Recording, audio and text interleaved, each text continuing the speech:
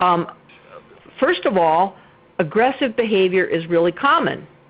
And what people define as aggressive behavior really needs to be clarified when a kid comes in with a complaint of aggression. But in one study of preschoolers where they were rated by their teachers, between 25 and 40% of the boys and 10 to 28% of the girls in that preschool age range were rated as having moderate to high aggression. And here's a really important clue that comes from the literature about young kids and aggression, and that is that the peak of aggression should be before age 3, and then it should be going down. And that is really a reliable way of thinking about whether there's a problem here or whether this is just toddlers or preschoolers trying to get what they want. It's also important to realize that the kind of severe aggression you see in adults, where they're breaking into banks and shooting people, 40% of those individuals had severe aggression before age 8. So this really is in our bailiwick. And part of the reason that I thought the article, which we're going to share about today, but also just the whole topic, is that of kids with aggressive oppositional disorder, 60% or maybe even a little bit more than that have ADHD. And treatment for ADHD is an important part when ADHD is present, because early aggression is very stable. It correlates 0.68 with later behavior disorders, which is actually higher than the correlation of IQ with high school graduation. So it's very kind of stable if people don't do something about it. But how should we define aggression? Emily, would you like to comment on some important points you wanted to make about making sure we're talking about the same thing with parents? Sure. I think the first issue is who's using the word and what specific behaviors do they mean.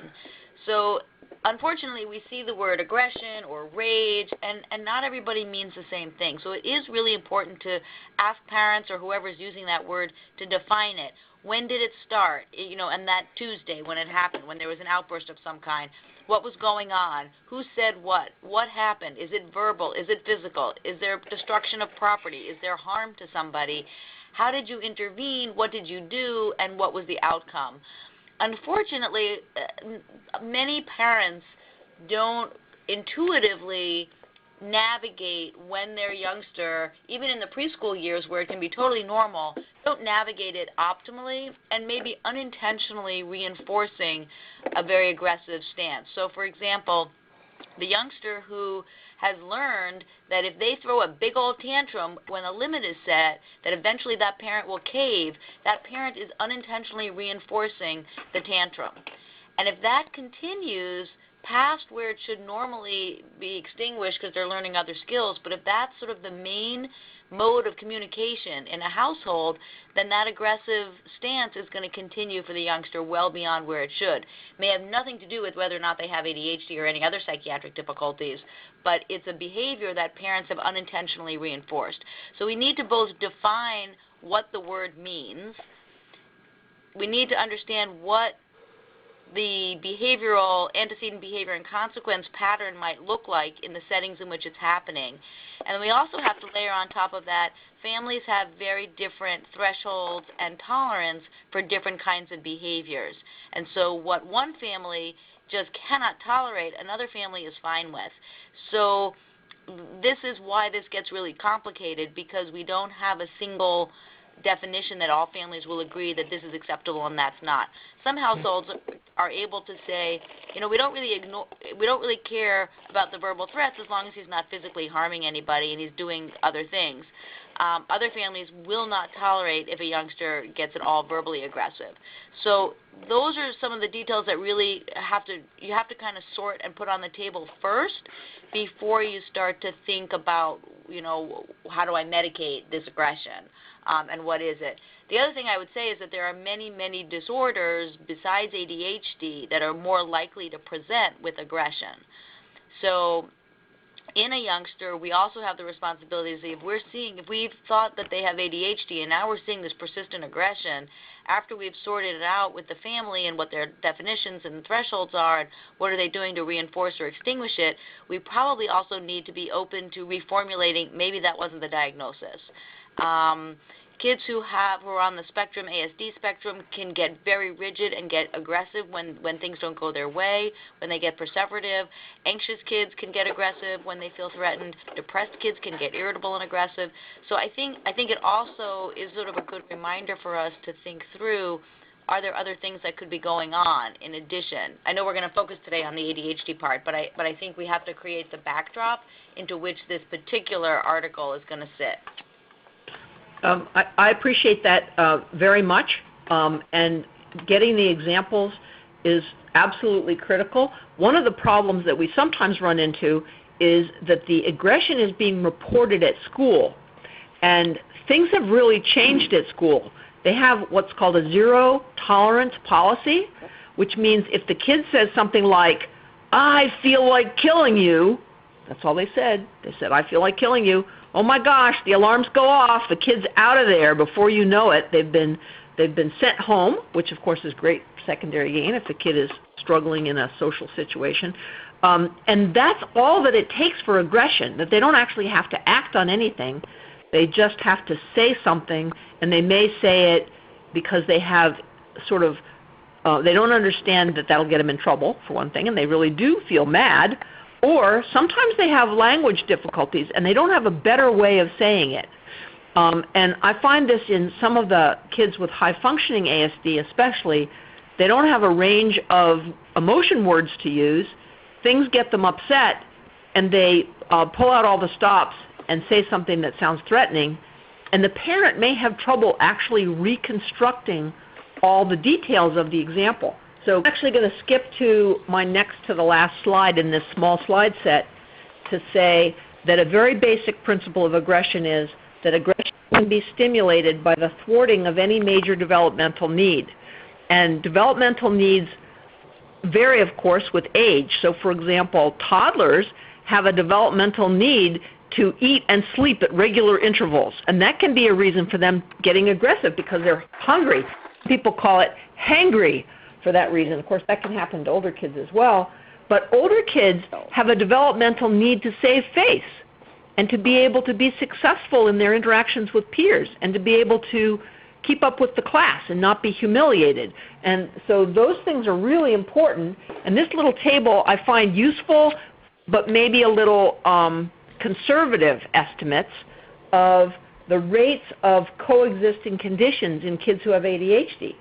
So look specifically that even narrowly defined, 12% of kids with ADHD will have a learning disability. 60% will have school underachievement.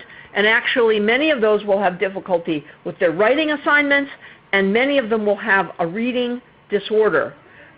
So those numbers, I think, are quite conservative numbers for what kids with ADHD are struggling with. Even when their ADHD is well controlled, they can have those problems. And then the things that Emily mentioned about depression, 18% of kids, and anxiety, 21% of kids with ADHD have that as a comorbid condition. So it's in the differential diagnosis, but it's also a comorbid condition. And ASD isn't even on that list. And of course, many, many, many kids with autism spectrum disorder also have ADHD, and managing them is a whole lot trickier. And the aggression in their case is, I would say, in my experience, is rarely due to their ADHD symptoms. It's more likely due to the fact that they're having trouble functioning in the regular social and academic setting, and they just get really frustrated about it. So let's go back and just talk about some of these other things. So if you think about aggression in the United States, it's certainly a problem, and some of the reasons it may be more of a problem for kids here than somewhere else is that kids are being exposed to violence on television, and we know that kids will model violence that they see as young as 15 months, and that kids who go to daycare, particularly low-quality daycare, which is the norm in the United States. One of the side effects of daycare, there aren't too many side effects to daycare, but one of the side effects is increased aggressive behavior. It's just one of the statistically significant differences that happens. Also, when there are two parents and one of them is a father, this tends to modulate aggression, and yet at least 25% of households don't have a father in it, or children may be exposed to domestic violence, which of course can stimulate aggressive behavior too. So the fact that kids are being cared for by people other than their parents can really play into both the modeling and the amount of sort of structure and kindly, gentle management during the day, and the way people respond when the kid is aggressive. All of that may not be under the control of the parent who's bringing the kid in with the complaint, actually. They may not even understand, what is this aggression that we're hearing about. Let's just talk about ADHD itself and how kids with ADHD are viewed as aggressive, okay? So this is a little back to the, was it really aggression or not? So if somebody punches you in the nose, that counts as aggression.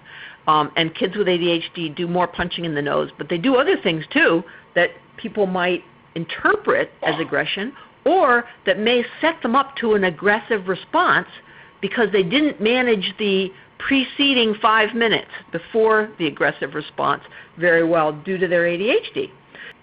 So let's just talk about the components of ADHD and executive dysfunction that set kids up for responses that might be misinterpreted.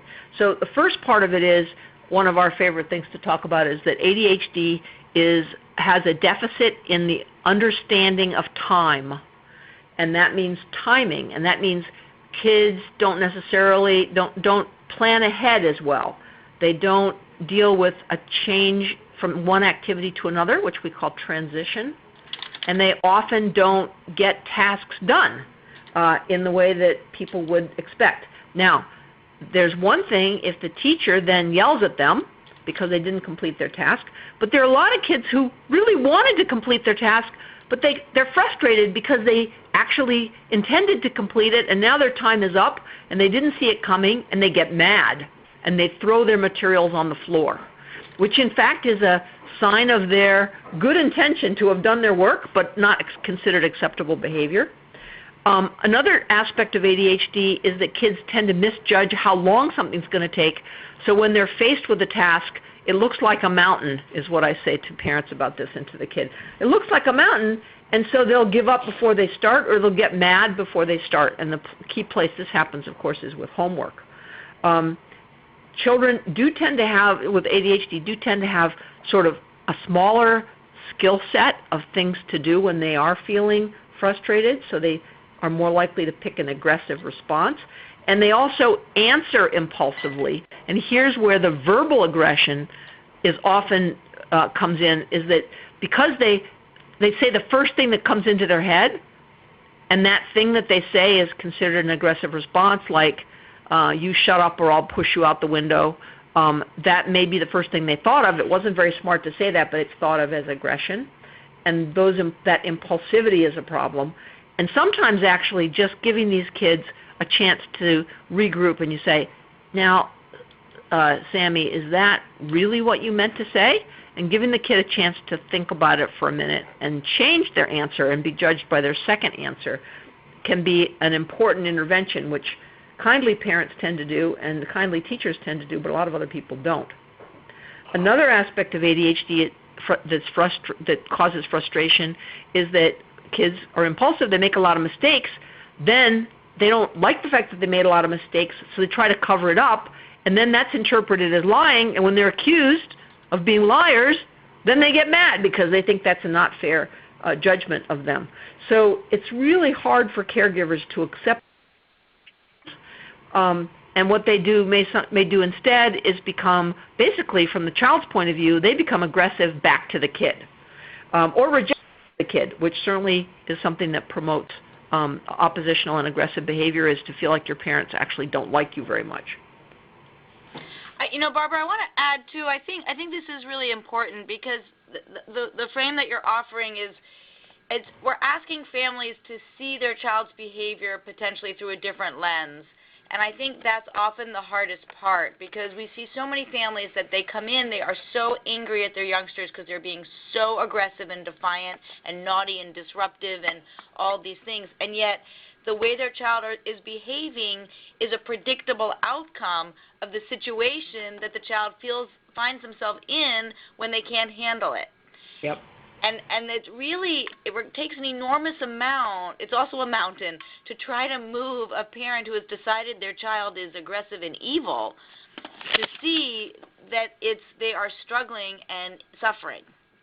Yep. And I think that is really a critical shift in how a parent sees their youngster in order to begin to then step up when we're asking them to do it differently, as you're suggesting. I think it's really a hard shift for many families.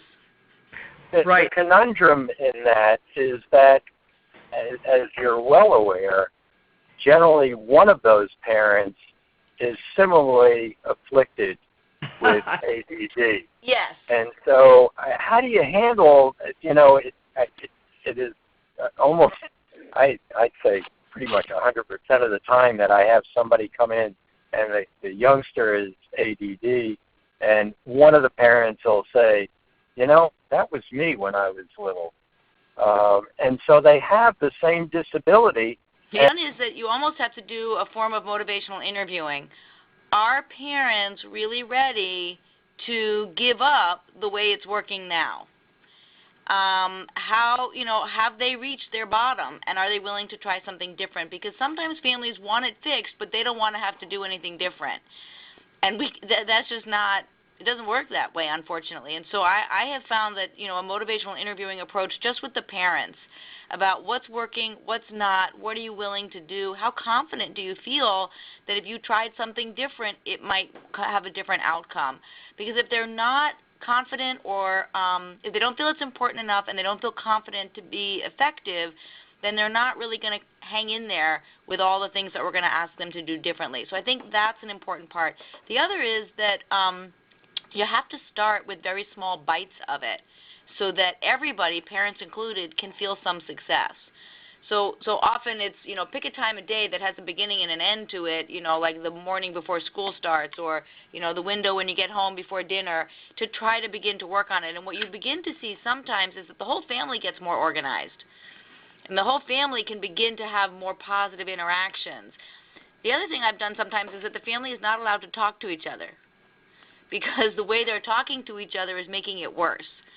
So, a chart goes up on the wall with the expectations of what needs to get done, but there isn't the badgering, because that can often set off, as Barbara was saying, the frustrated, angry youngster is having a meltdown, and then everybody loses sight of, wait, why are we having a meltdown, and they focus instead on the meltdown.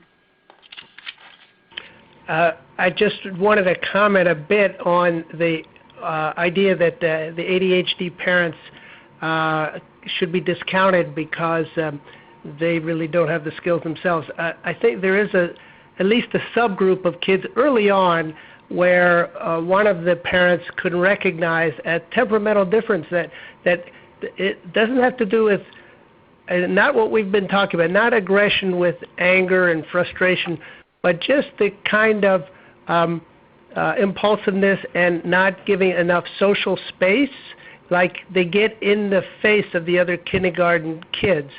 And one of the parents can recognize that because that's just like their own temperament, and they might even have some insight into how they were, that was mistreated for them, how that actual temperament could have been an asset on a sports field. And I firmly believe that the culture of sports were invented to help socialize aggression, and particularly some kids who are more aggressive by temperament without anger or maliciousness at all. Yep, great. So there was a study done, which we're going to tell you about next, having to do with the treatment of aggression in children with ADHD. And there were some questions that may have come to your mind as well about what to do about medication when you're not exactly sure about the source of the aggressive behavior. And so some of the questions that this study were intended to address were, are there different kinds of aggressive children, and that we have to be able to define them more carefully or we will get ourselves in trouble treating as ADHD. And in particular, if this is a child who's going to have bipolar disorder, will giving stimulant medication to this child set them into mania and provoke those symptoms? And also, if they're depressed, is treating the ADHD, what's that going to do to their depression? And how many of these kids are actually having aggressive behavior because of depression? And so some of the questions that I know this group has asked of us before is, okay, I've already got this kid on stimulant. When should I be adding a second medication, like an alpha agonist, like guanfacine or clonidine? Or should I even be starting an atypical antipsychotic, which I'm sure each and every one of you is aware is being more closely monitored now in the United States, because these are probably the reason it's being more closely monitored is because they're so bloody expensive. But on a better note, it's because they have a lot of side effects, and that it's not a trivial matter to start an atypical antipsychotic such as risperidol or Abilify in a child, because you're exposing them to serious potential long-term complications from that medicine. So those are some of the questions that the study was trying to address. And basically they looked at kids, school-age kids, so these are not preschoolers anymore. These are kids 6 to 13 years old who had a diagnosis of ADHD and either oppositional defiant disorder or conduct disorder with significant aggressive behavior according to an aggressive behavior tool called the RMOAS. And I don't actually have a slide of it here, but these were kids who were being physically aggressive and disruptive. They also had to have a history of insufficient response to stimulant medication. So all of the kids in this study had already been on stimulant medicine. And they did that for a couple of reasons, which I thought were interesting. One is because of the huge placebo effect when you first start stimulants. They didn't want to have aggressive kids who'd never been on stimulants, because they may then have overjudged the value of making a change in stimulants, because that's what the study was about. Also just so that you get tougher kids, because that's what they were aiming to do here. And they had 50 boys and 15 girls with a mean age of almost 9.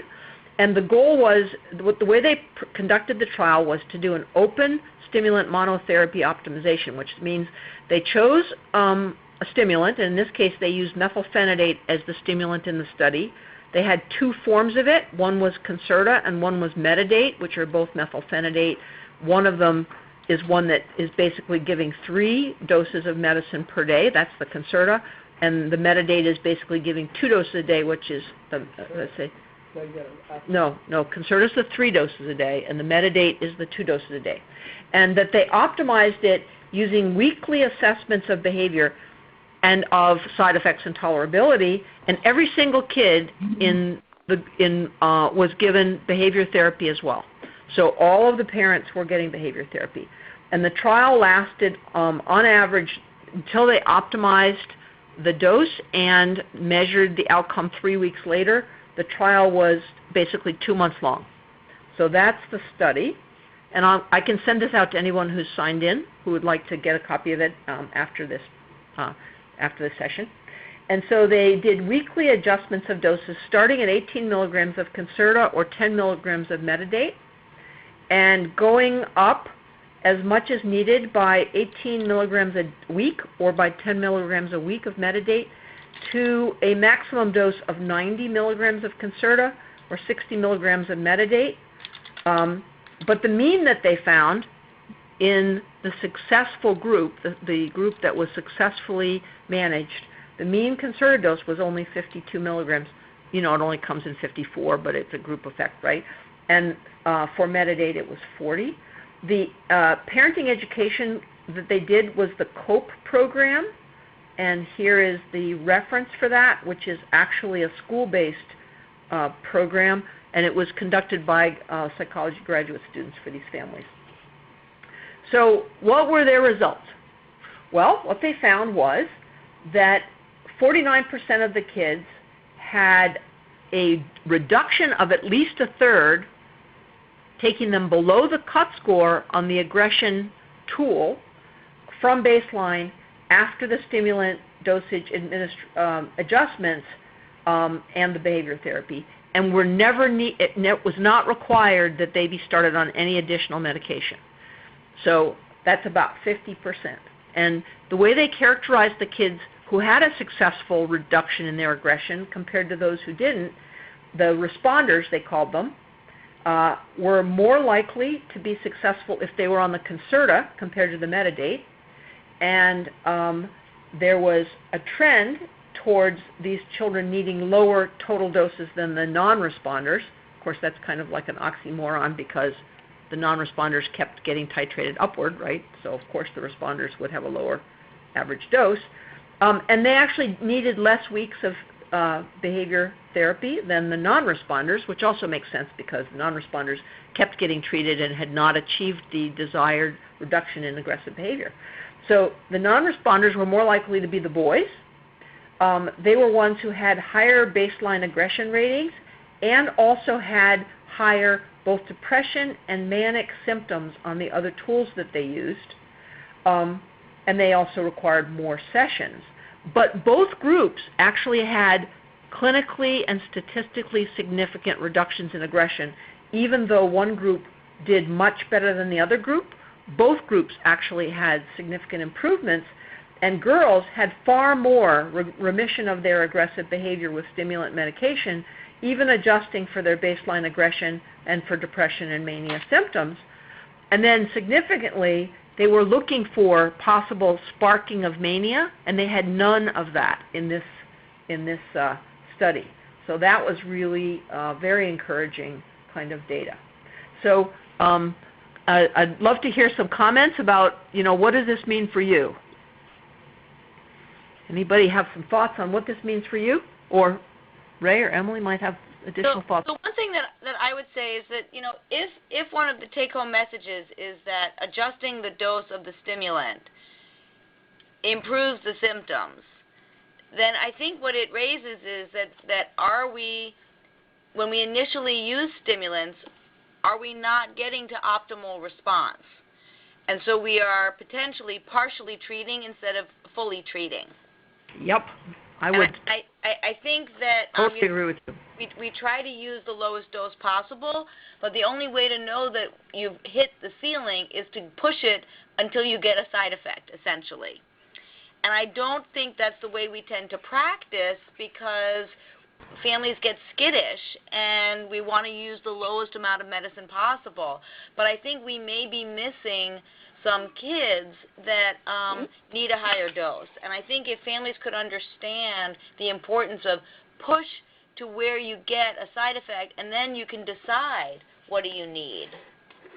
It's just a thought that we may be under-treating chronically.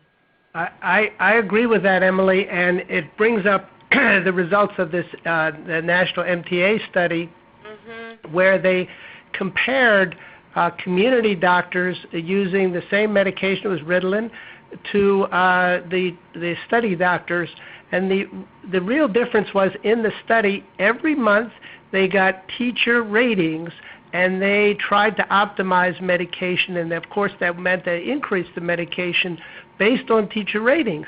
And the result was same medicine, but the kids in the teacher feedback research protocol had 100% is one way to look at it, called normalization of symptoms. That is, they got much better. They had half the rate of ADHD symptoms and no more real side effects. So I certainly would echo what Emily said.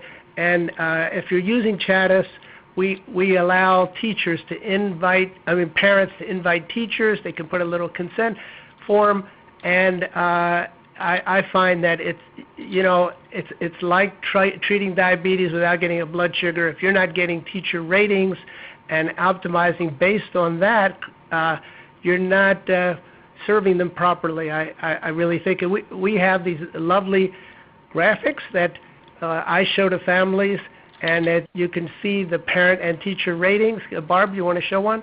And it's very intuitive to families that green is good and red is bad. Even the teachers use that with the little kids. But anyhow, just a plug for optimization early. We always use a placebo dose finding trial to figure it out, and in a few days. Here, Barbara's going to show you. I'll show you here. Right, I can see it now, Barb. So that allows a comparison. So the national statistics on getting teacher ratings is less than 20%. So less than 20% of primary care pediatricians are getting teacher ratings. Now, hey, I know it's not your fault. I know it's not because you don't try, but just remember that especially when you have a more problematic kid, it's really very difficult to do this without ratings. Now, if most of the aggression behavior is at home, then of course parent ratings will be what you need, and being able to make a comparison of parents from one week to the next using either something like Chattis or using Vanderbilt's and showing the parents the results and say, look, this is what happened. There's still room for improvement. What we expect is to have no symptoms of significance above the cut line. So the cut line on this slide is at right where you would see here, and that is having 6 or more symptoms at the levels of 2 or 3 on the Vanderbilt. That's considered significantly abnormal, and that normalization means getting it below that number. So as Ray said, the MTA study was able to show normalization, and this study was able to show normalization too. And we shouldn't be shy about the kids who have aggressive behavior. We should probably be more aggressive with the kids who have aggressive behavior, or maybe more protocol-based to make weekly adjustments, keeping in mind that a very oppositional defiant kid in the morning may not be sleeping. Now, by the way, anybody have some other things we should be ruling out in this case of a kid who's oppositional defiant first thing in the morning? I want somebody to say sleep apnea. Sleep apnea. Yeah, don't forget that just because you were in bed doesn't mean you were getting restful sleep. And sleep apnea is really fairly common. We're talking about at least 3% of kids. And now with our obesity epidemic, more kids with sleep apnea because obesity can cause sleep apnea. So a kid who's really crabby in the morning, you want to not only think about total sleep, but think about quality of sleep as well. There are lots of ADHD kids who are crabby in the morning also because they've gotten into this dance or lack of it with their parents.